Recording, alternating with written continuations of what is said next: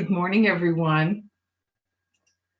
Good morning. Good morning. Mary Jadwisiak coming to you live from Holding the Hope in Battleground, Washington. I hope that you all are well and doing well. I just have one more thing I need to do. I am, as you know, some of you may know, I hope I'll give a few minutes people time to jump on. Oh my goodness. So, hi everybody. Mary Jadwisiak here coming to you live from Battleground, Washington, Holding the Hope Central. And I just want to get my sound right. Okay. I hope you're well. It's Friday morning, right? And so here we are, 10:30-ish, coming to you live for my Friday morning live talk. So if you may have noticed that the video was so much better than previously because I'm running it through Zoom. So unfortunately, what that means is that I can't see your comments in Facebook, but please do go ahead and comment and say hello and do your hearts and flowers and loves and thumbs up, because then I go back and I love it and I look at it and hopefully I answer your comments. And I'm just really happy to be here today. It's Friday. Last weekend, I promised you guys that I was going to head up the gorge and go and do my little self-care. I want to tell you, I made a weekend of it. I spent 2 nights in Hood River.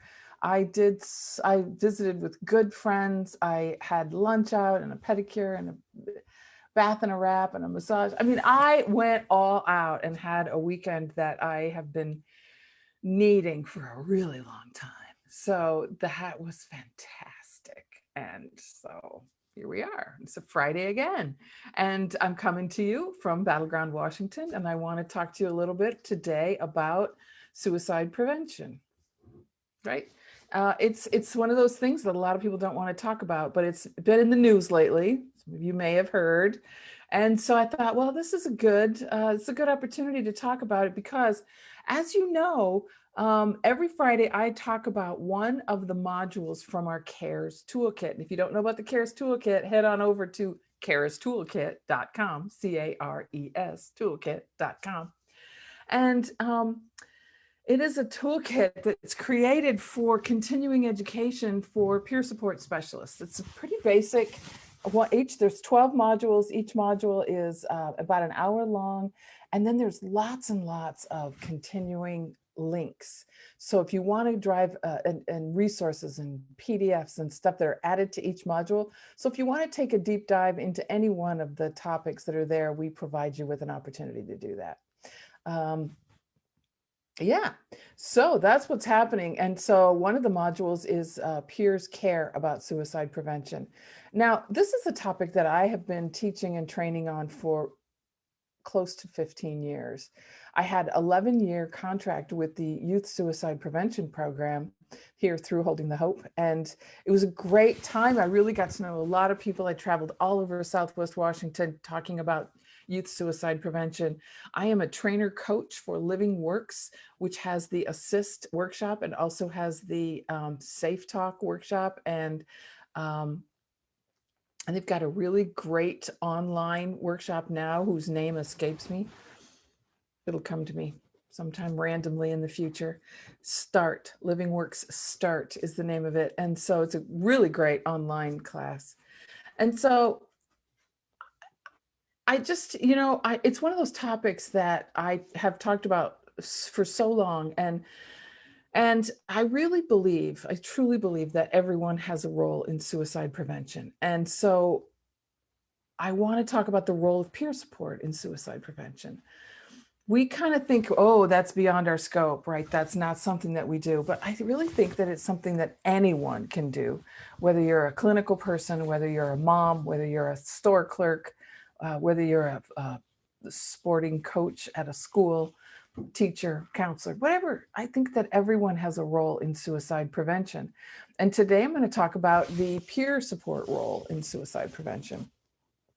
We talk about recovery with peers, and part of recovery is acknowledging the despair that comes with addiction, that comes with mental illness, And it's not uncommon for people to talk about being, they had too much despair to even kill themselves. I call that grace. But what I know is that if people get really scared because they think, oh, I can't do that. That's too scary. That's too big. It takes too long. It's too high risk. What if something happens? And so what I will say to you is that doing something is better than doing nothing. Not everybody who's thinking about suicide needs to be hospitalized. Some people just need to talk about it, and then they talk about it and they're like, oh my gosh, that was so helpful. Some people need more support. Some people need, a lot of support. Some people need to be hospitalized, but we won't know until we start the conversation.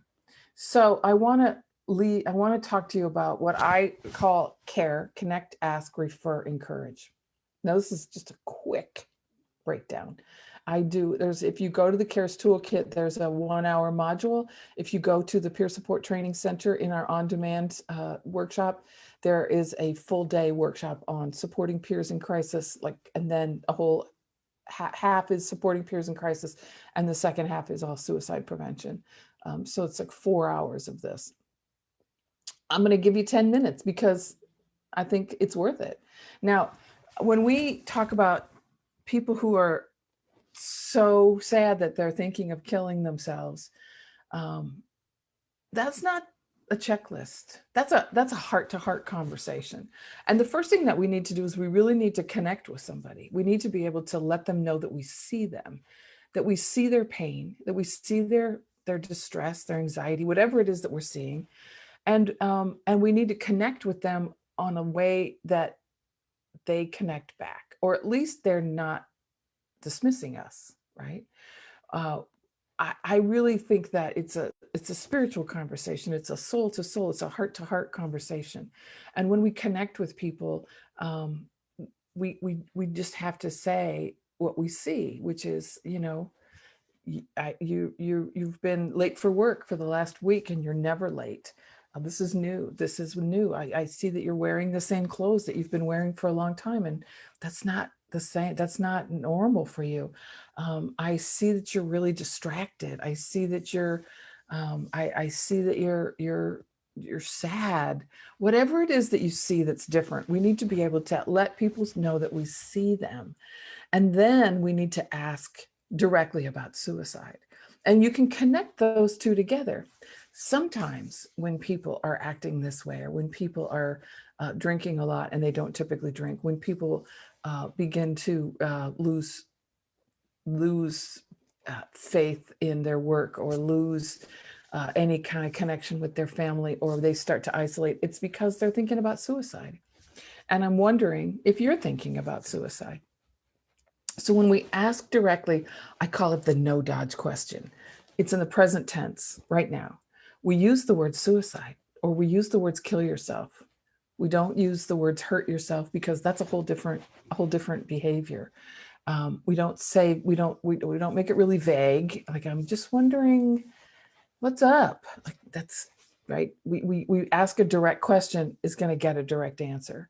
And it's a yes or no question. It's a yes or no answer. So it's the present tense. We use the clear and decisive language, and it's a yes or no question. Are you thinking of suicide? Are you so sad you want to kill yourself?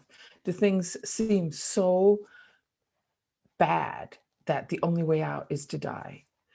Those are questions that are not, they're the no dodge question. Now, if somebody tells you no, they're not thinking of suicide, and you believe them, then that's great, right? That's fantastic. So we still want to get them the support that they need, because clearly there's some issues, or we wouldn't have asked. But we don't need to continue to talk about suicide. We might want to back and double check a couple of times to make sure we really are sure that this person is going to be okay, and we still want to support them. Anything other than that is a yes. So if somebody gets mad at you and says, who do you think you are asking me a question like that? That's not a no. I just don't think that's any of your business right now. Not a no. Do you promise not to tell anybody? Oh, seriously, not a no. And let's talk about that for a minute. It's really important that we don't make that promise, because what we know is that in order to help someone, often we have to bring in other resources. We have to bring in other experts. We need to help people get the support they need.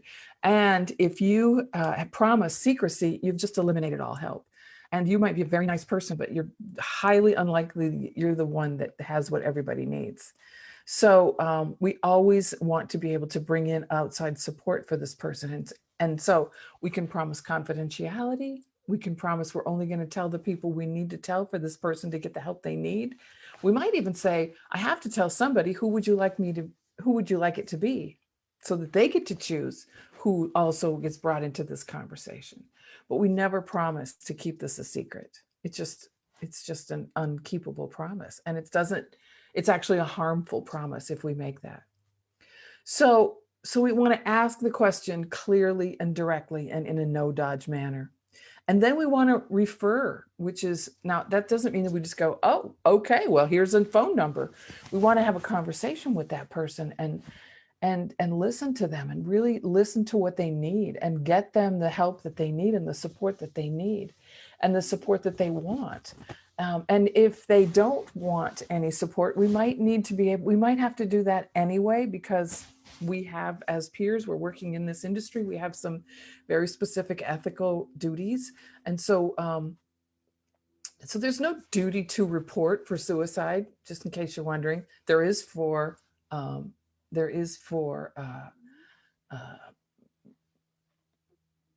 abuse, but with suicide, it's a very different approach, right?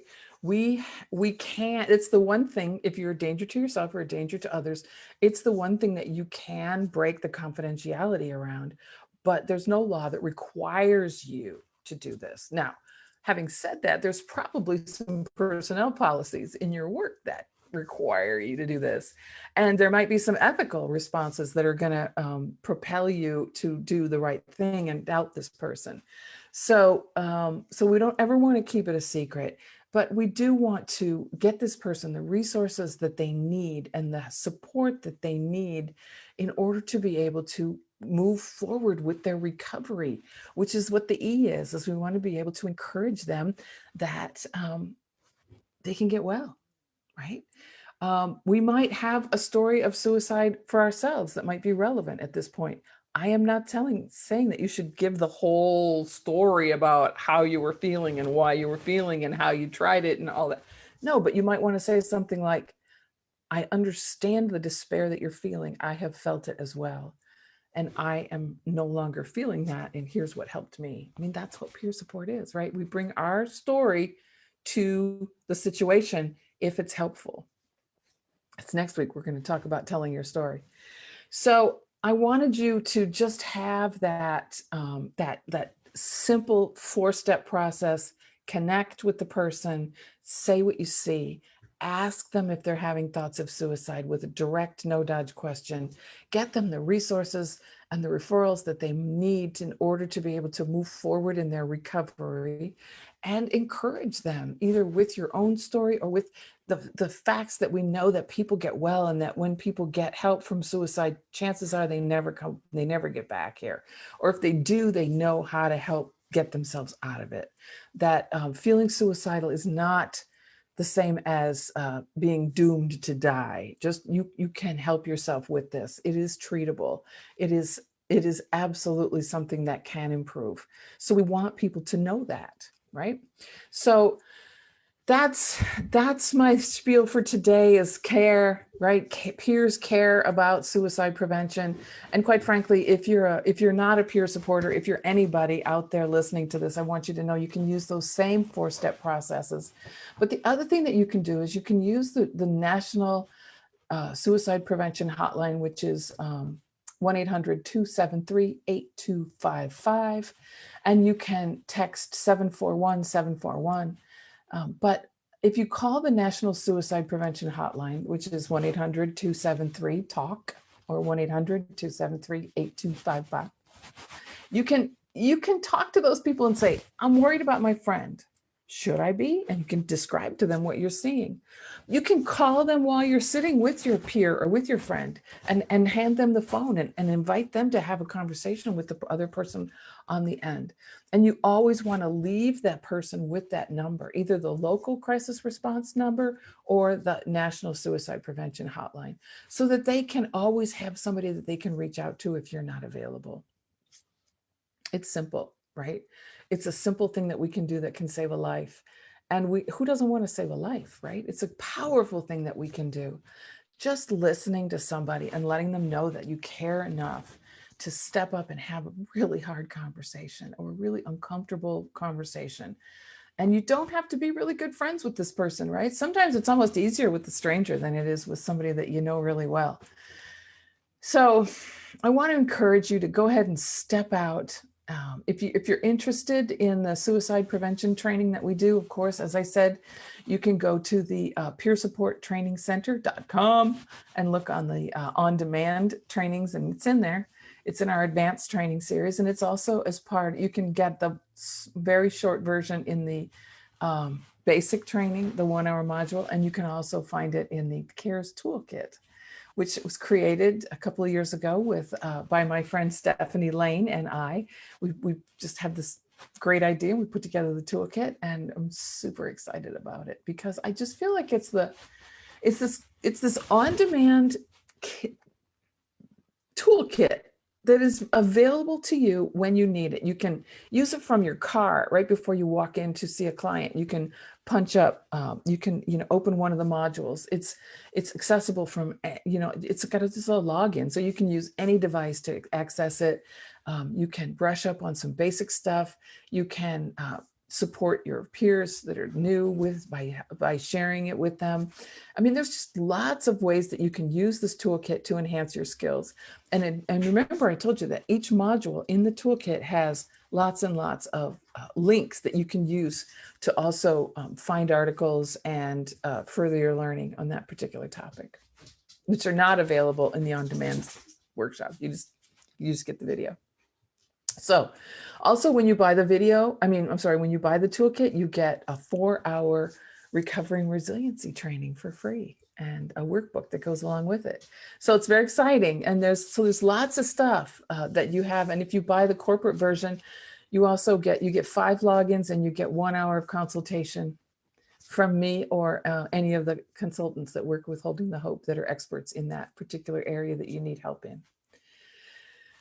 So that's who I am, Mary Jadwisiak, coming to you live from Holding the Hope Central in Battleground, Washington. I hope you have a fantastic weekend. I have no idea what I'm going to do this weekend because I had such a wonderful weekend last week. I think that this weekend might just be, I don't know, maybe I'll break out my paints and start painting or something. Maybe I'll clean the kitchen. And maybe I'll do some cooking and put some stuff in the freezer. I always like doing that. I don't know. So that's what's going on here. I hope that you have a wonderful weekend. And remember, you know what to do, right? You know what to do. Stay hopeful,